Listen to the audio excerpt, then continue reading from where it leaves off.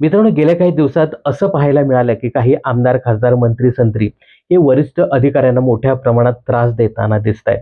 आता याच्यामध्ये काही राजकीय पक्षांच्या प्रवक्त्यांनी सुद्धा आपली पोळी भाजून घेण्याचा प्रयत्न केलाय. तुम्हाला सगळ्यांना माहिती आहे की सध्या महाराष्ट्रात काही भागामध्ये पूरजन्य परिस्थिती निर्माण झाली. अशा वेळी काही आमदार, खासदार, मंत्री, संत्री हे पूरग्रस्त भागाचा दौरा करून काही मदत त्यांना देता येईल का यासाठी प्रयत्न करतात.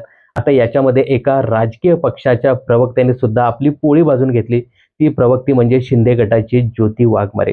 या प्रवक्त्या बाईने मदतीच्या नावाने आपली राजकीय पोळी भाजून घेण्याचा प्रयत्न केला. थेट जिल्हाधिकारी साहेबांनाच फोन लावला आणि त्यांना जाब विचारताना दिसते.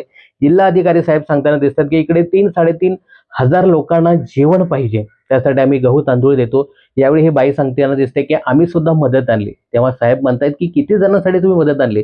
तेव्हा ही बाई सांगते की 200 लोकांचं आम्ही जेवण आणलं. मित्रांनो, ही बाई असा आव्हानात होती की मी 10-15 हजार लोकांसाठी मदत घेऊन आणली. आणली किती? 200 लोकांसाठी. तेव्हा या जिल्हा अधिकारी साहेबाने झाप झाप झापलं.